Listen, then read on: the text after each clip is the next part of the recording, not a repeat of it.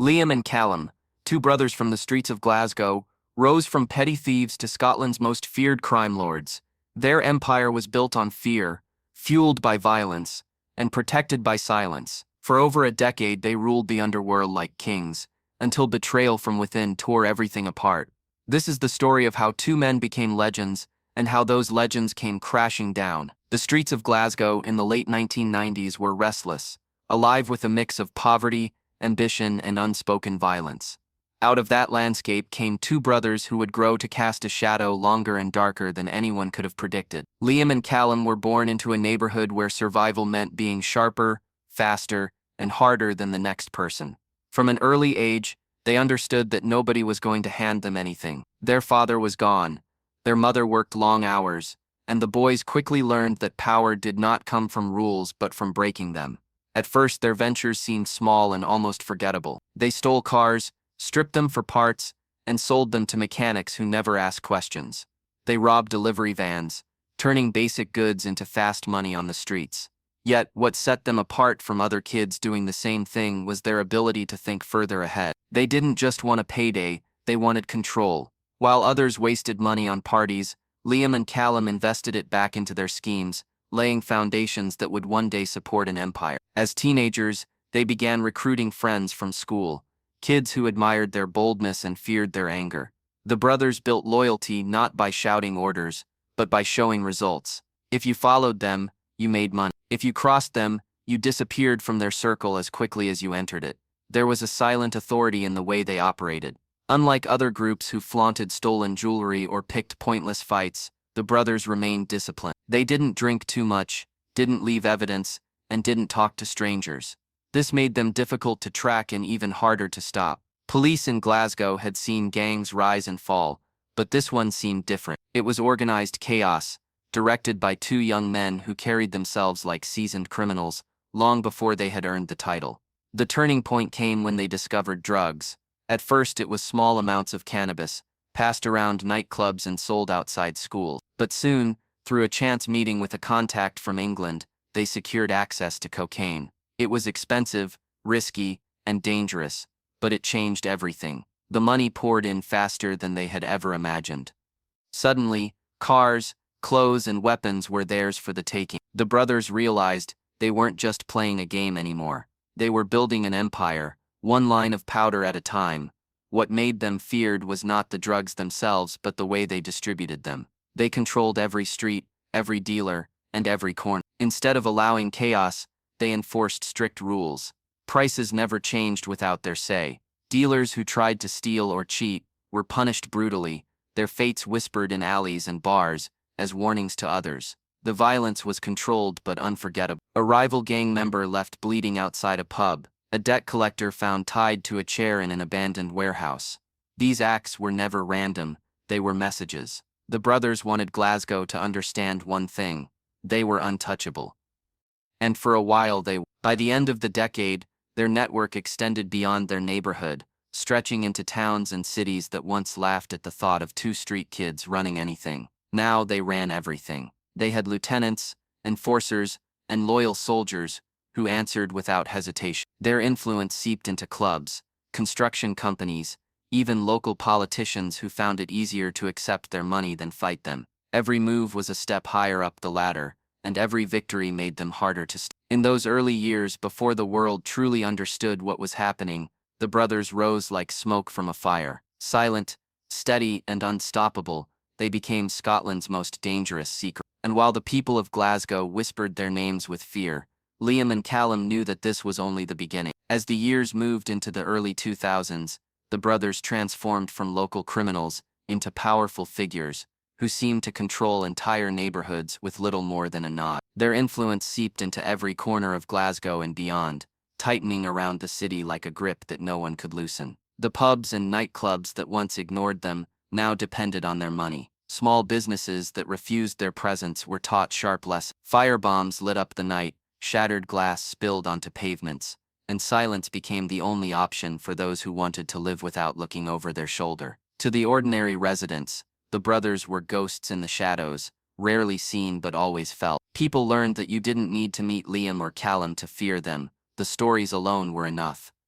It wasn't just brutality that set them apart. They had a level of structure that other gangs lacked. Their members were divided into layers of responsibility, each knowing only enough to do their job but never enough to expose the full operation. This meant that even when police arrested lower-level dealers, nothing important was revealed. The brothers treated their gang like a business, and in many ways that's what it became. They ran protection rackets on construction projects, ensuring that no worker laid a single brick unless permission was granted. They funneled drug profits through cash-heavy businesses like nightclubs and car washes, making it nearly impossible for investigators to separate clean money from dirty. Their ability to instill fear without speaking directly to anyone became their strongest weapon. A shopkeeper who resisted paying protection fees would often wake to find his windows shattered or his car destroyed. In extreme cases, families were targeted, not harmed but threatened in ways that left lasting scars. The fear spread faster than the violence itself. People complied long before they had to because they understood the consequences of saying no. Rival gangs tried at times to push against them,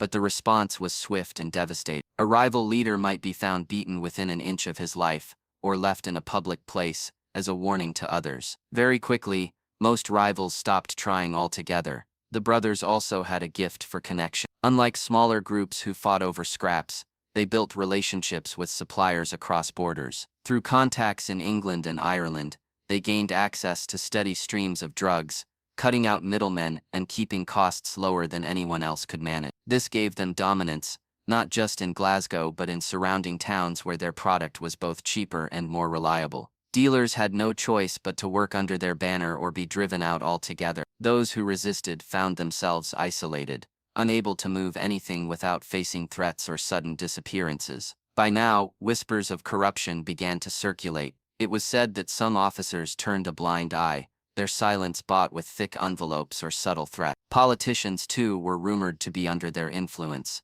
though nothing could ever be proven. The brothers had woven themselves into the very fabric of Scotland's underworld, hidden in plain sight while their reputation grew darker with each passing year. What made them especially terrifying was the precision of their violence. They didn't waste bullets or fists on pointless brawls. Every attack was calculated, every message carefully designed to remind people of who truly held power. One club owner who tried to break free from their grip was found hanging upside down from his own rafters, alive but terrified beyond repair. Another businessman discovered his entire warehouse burned to ashes overnight, the only clue a single note left behind with 2 words, "Never again." These incidents spread like wildfire, cementing the idea that the brothers weren't just criminals, they were the law of the streets. And yet, beneath this reign of fear, there was also a strange admiration. Some young men dreamed of joining them, seeing Liam and Callum as proof that anyone could rise from nothing to command respect. They represented both a nightmare and a twisted dream, symbols of power carved out of poverty. Parents warned their children to stay away, but the allure of money and influence was too strong for many to resist. By the height of their rule, the brothers had created something more than a gang. They had built a system, a shadow society that operated alongside the legitimate one. It thrived on silence, loyalty, and fear, and for everyone living under it, one truth became undeniable. In Scotland, power no longer rested in the hands of politicians or police. It belonged to Liam and Callum, the 2 brothers who had turned crime into an empire. The fall of the brothers did not arrive like a sudden storm, but crept in quietly, disguised as small cracks that spread until the empire they had built began to collapse under its own weight. For years they had evaded the police, sidestepping raids, silencing witnesses, and moving faster than the law could follow. But power always attracts enemies, and the brothers had created many, not only in the streets, but within their own circle. One of their trusted lieutenants, a man who had been with them from the early days, began to question his place. Facing pressure from the police, and fearing a long prison sentence, he made a choice that would change everything. He turned informant, secretly feeding investigators information piece by piece, until the brothers' carefully hidden empire was no longer invisible. The police had long struggled to pin anything significant on Liam and Callum, but the informant gave them a roadmap. He revealed warehouses where drugs were stored, accounts hidden in offshore banks, and the names of men who acted as enforcers. Suddenly the picture was clear, and for the first time in years, Law enforcement had hope of tearing down the empire that had gripped Scotland for so long. Surveillance teams tracked the brothers' every move, recording meetings, following cars, and listening in on conversations that they thought were private. Each detail, no matter how small, built the case brick by brick until the structure began to tremble. The raids came swiftly and without warning. Police descended on safe houses across Glasgow, seizing millions in drugs and cash. Cars, weapons, and ledgers were dragged out into the light, evidence that could not be denied. Dealers were arrested in waves, and with each one, the silence that had protected the brothers began to break. Some faced sentences too long to bear, and decided that betrayal was easier than loyalty. Men who had once sworn to protect the brothers started speaking, trading secrets for shorter terms, their words tearing at the foundations of the empire. Liam and Callum had always believed that fear would be enough to keep their circle loyal. But when the walls closed in, fear shifted its direction. No longer was it fear of the brothers, it became fear of losing freedom, of decades spent behind bars. That shift was deadly. Information spread faster than the brothers could contain it, and soon the police had more than they had ever dreamed possible. The betrayal cut deeper because it came not from rivals but from within. A man who had once been like family to them sat across from detectives and described in chilling detail the inner workings of their organization. His testimony connected every dot, from the smallest street dealer to the offshore accounts that hid their profits. It was no longer a guessing game. The police had the map, the tools, and the witnesses they needed. The community too began to change. For years people had lived under the brothers' shadow, terrified of speaking out, but as news of arrests spread, and stories leaked about their operations, some found the courage to step forward. Business owners whispered about threats, families revealed how they had been harassed, and slowly, the silence that had protected the brothers cracked apart. It was as if the entire city had been holding its breath for years, and finally dared to exhale. For Liam and Callum, the downfall was as shocking as it was inevitable. They had built their empire on loyalty and fear, but loyalty dissolved when freedom was threatened, and fear shifted once it became clear that the brothers could bleed like any other man. The law, which had once seemed powerless against them, now moved with precision and force. Every raid, every arrest, every confession chipped away at their power, until the once untouchable kings of the underworld were cornered with nowhere left to run. In the end, it wasn't a rival gang or a dramatic shootout that destroyed them. It was betrayal,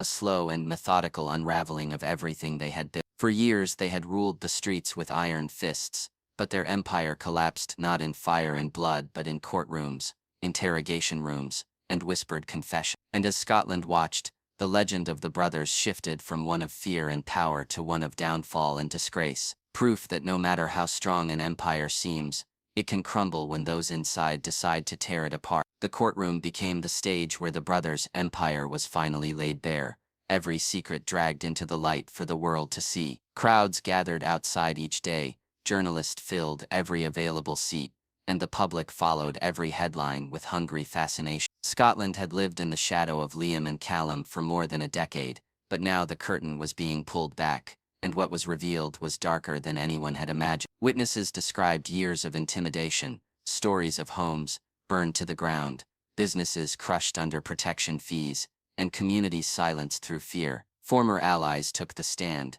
their faces pale as they recounted the brutal punishments delivered for disobedience. Some spoke of torture, others of killings that had never been reported, each testimony adding another layer of horror to the brothers' legacy. The trial lasted months, a relentless march of evidence and accusation. Boxes of documents revealed offshore accounts, holding millions, records of cash funneled through nightclubs and construction projects, and surveillance footage showing meetings once thought untouchable. The brothers, once so composed and calculating, were forced to sit silently as their empire was dismantled detail by detail in front of a nation. Every revelation chipped away at their myth of invincibility. They were no longer legends in the shadows. They were men exposed, vulnerable and cornered. When the verdict finally came, it landed like thunder. Both Liam and Callum were handed life sentences, their power stripped away in a single moment. The courtroom erupted with a mix of relief and tension, families of victims shedding tears while others simply sat in stunned silence. For many it felt like the end of an era, the closing of a chapter that had haunted Scotland for too long, yet the weight of their influence did not disappear overnight. The fear they had instilled remained in the streets, in the whispers of those who still wondered if their reach truly ended with a prison sentence. In prison, the brothers became symbols rather than leaders. Younger inmates idolized them, drawn to the stories of how two men from nothing had risen to rule an empire. For others, they were a warning, proof that even the most feared men could be brought down. The myth grew with each retelling, blending fact and rumor until it became difficult to separate what had really happened from what had been imagined. Some claimed the brothers still controlled operations from behind bars, that coded messages left prison walls to guide the remnants of their network. Others swore the organization had been shattered completely, nothing more than a ghost of its former self. Outside the walls, the effects of their downfall were mixed. Communities once strangled by fear began to rebuild, businesses reopened without the weight of protection fees, and families who had remained silent for years finally spoke freely. Yet the vacuum left by the brothers did not remain empty. Rival groups quickly emerged, each eager to claim the territory once controlled with such ruthless precision. The violence that followed was chaotic, lacking the discipline the brothers had enforced, and in some ways it was even more unpredictable. Scotland discovered that removing its most dangerous gang did not erase crime, but instead fractured it into smaller, more volatile pieces. Still, the legend of the brothers lingered. They were spoken of in hushed tones, their names etched into the memory of Glasgow's underworld. Parents told their children of the years when two men held an entire city in fear, warning them of the cost of chasing power. Writers, filmmakers, and journalists revisited their story, each trying to capture the strange mix of terror and fascination they inspired. For some, they were monsters who had destroyed lives without remorse. For others, they were tragic figures, men who had built an empire only to lose everything to betrayal. The true legacy of the brothers was not measured in the drugs they sold or the money they laundered, but in the silence they had created. For years, people had swallowed their words, too afraid to speak against them. When the silence finally broke, it brought their empire crashing down. Yet even in their defeat, the question remained unsettled. Was their story truly over, or had they left behind seeds that would grow again in the dark corners of Scotland's streets? For every whisper that said they were finished, there was another that suggested the brothers were still watching, still waiting, their empire not destroyed but merely hidden. And so the legend endures, a chilling reminder that power gained through fear may fall, but it is never truly forgotten.